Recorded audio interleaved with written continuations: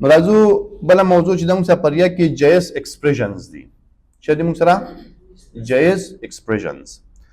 دي د داس شه د نو موږ وایو چې what is a JavaScript expression. نو په دې کې موږ داسې ویل چې JavaScript expression is any valid piece of JavaScript code that evaluates to a value.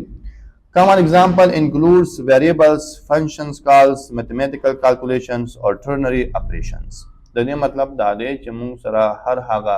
د کوډ یو برخه یا یو کوډ چې هغه زموږ په JavaScript کې یو برخه چې کوي چینج کوي یې ارزي هغه څه ویل کیږي JavaScript expressions ویل کیږي لکه variables لکه function calls چې کله موږ function کال کوو یا ternary operators دې ته ویل کیږي JavaScript expressions. صحیح. In JS6, JavaScript expressions are enclosed within curly brackets یا braces دا تاسو نه شي. نو مطلب دا چې JS6 کې چې کله تاسو JavaScript expressions لیکئ نو پس کې به لیکئ په دې قوسونو کې دننه به لیکئ ډېر کې تاسو نشئ لیکلی. موضوع پوه شئ. او expressions څه دي؟ variables, function calls او ternary operators دا یاد ساتئ. What you cannot use inside JS6 په JS6 کې دننه څه شی نشئ استعمالولی؟ No statements. JavaScript statements like if, for, while cannot be directly used in JS6. These are not expressions. No, but JS6 के दन्ना direct चले तासो if conditions, switch, for loop, while loop, do while loop, दाशियां तासो direct निशे लिखला. जिका दामुं सारा statements दी, दामुं सारा expressions निदी. हाँ, मिसाल न गुरु.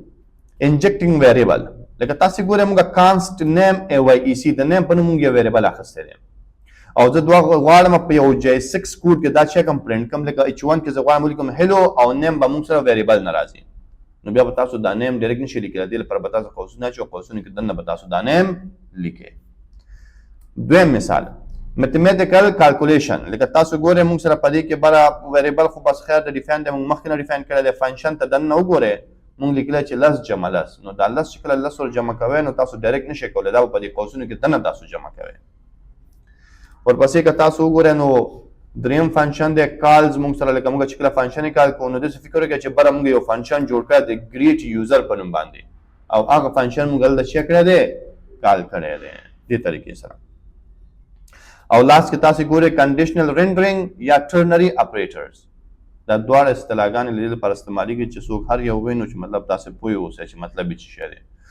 نو ګوره فنکشن کې او دا فنکشن دا کمپوننت دی ښه نو ګوره موږ په پی کې ریټرن کړی از لاګ ان که چېرته دا کس لاګین و که ټرو لاګین که فالس نو لاګین نو که لاګین ورته به ولیکي چې ویلکم بیک که نو ورته وایي چې پلیز لاګ ان بس دا موږ سره څه دی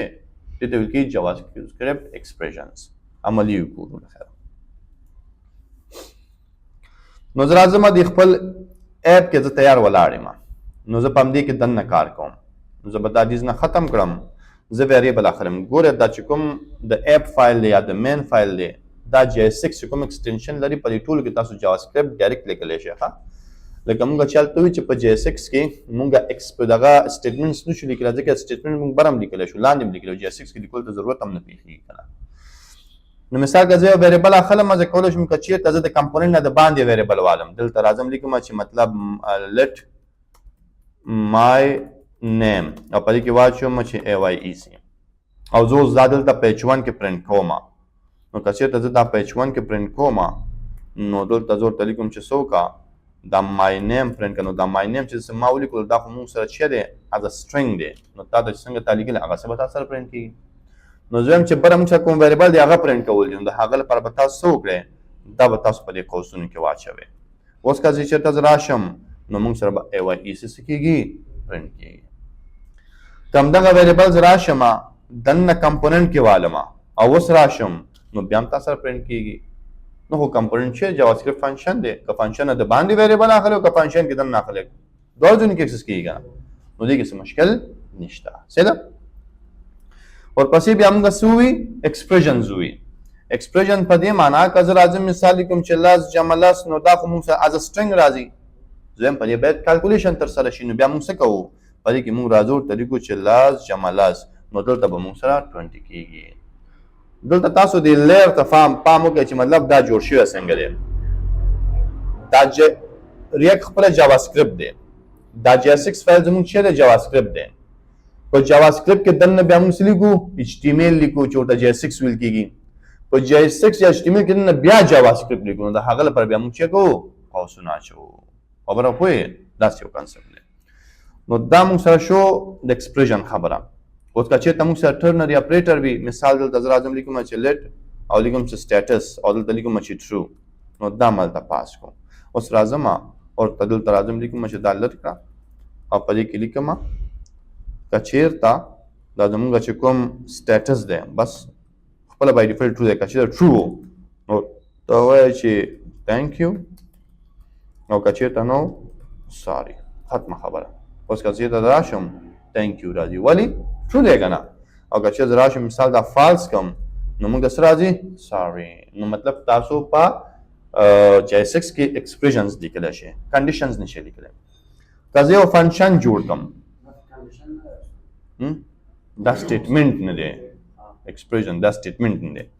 که چېرته زه راشم او په دې کې ولیکم چې مثال یو فنکشن جوړوم لیکم چې فنکشن او فنکشن کې لیکم چې ډیمو په ډیمو کې راځم لیکم چې کنسول ډاټ لوګ یا لیکم چې الرټ کې لیکم چې انادر هاو ار یو صحیح ده که دا مې ولیکه دا اوس راځم دا چې کومه پرنټ کومه نو که زه دا فنکشن کال کومه ډایرکټ یې نشو کال کولی ځکه تاسو ته پته ده که زه دا داسې ډایرکټ لیکم نو دا به موږ سره څه راځي از سټرنګ به راځي نو دلته به موږ سره ډایرکټ دا پرنټ کېږي نو د هغه لپاره راځم هلته چې کومه قوسونه اچوم سیو یې کړه نو تا سره به فنکشن څه شي کال به شي سمیولا انادر هاو ار یو اوس نه دی چې انادر فین نو دا شو موږ سره د JavaScript ایکسپریشن خبره نو نو تا ته ما مخکې وي چې سټیټمنټ نشي اخیستی که نه اف نشي اخیستی وایل نشي اخیستی سویچ نشي اخیستی ډو وایلو دا شیان نشي اخیستی صحیح ده دا ټرنري ګوره دا یو چې دی موږ سره سټیټمنټس دي یو ایکسپریشنز دي یو ویریبلز دي یو اپریټرز دي دلته که تاسو د نوم ته خیال وکړئ دا ټرنري اپریټر دی چې دی دا ټرنري اپریټر دی دا چې دی ویلیو ایوالویټ کوي مطلب داسې نه کوي چې ډایرکټ تاته یو شی راشي دا هغه کنډیشن چې دا پر بیس تاسو ډاینامیک ویلیو درکې دا سټیټمنټ نه دی بس دا تاسو چې کوي یو کنډیشن چې کوي دا پر بیس تاسو یو ویلیو ریټرن کوي ختمه خبره سټیټمنټ خو دې چې مطلب تاسو دا سټیټمنټ وي تاسو کولای شئ په دې کې ملټیپل کوډ دلته لیکلی شي تاسو په یو وخت یو کوډ ریټرن کولی شي نو دا موږ سره ټرنري اپریټر دی صحیح ده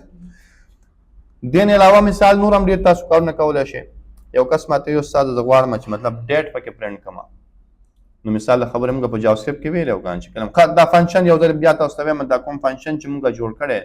که چېرته دغه فنکشن زه راشم په دې کمپوننټ کې دننه جوړ کړم او اوس راشم سفل ته ریلوډ کې نو تاسو به چې کوي کار به کوي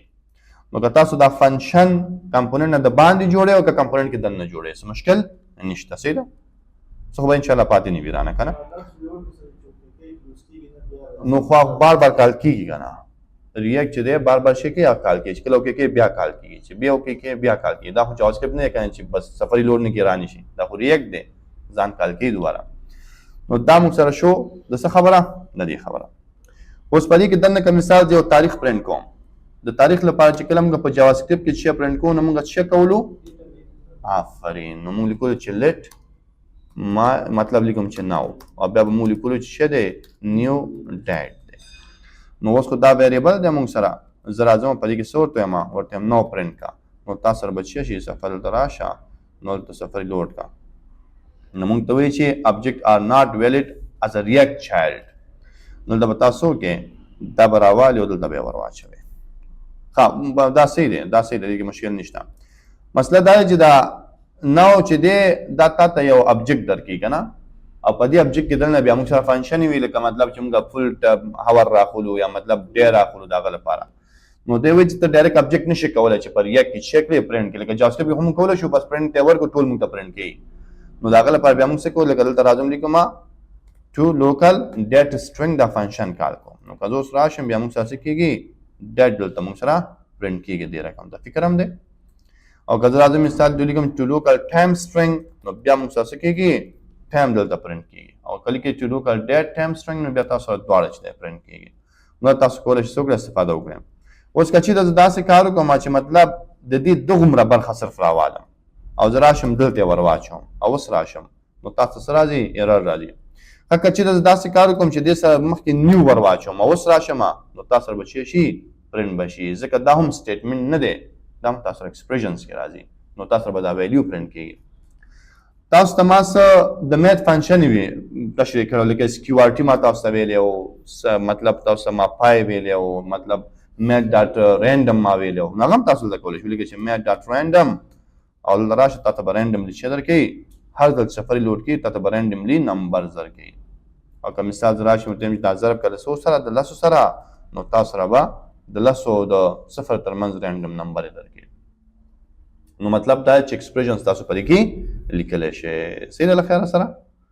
نو دا ستاسو د نن ورځې درس پوښتنه شته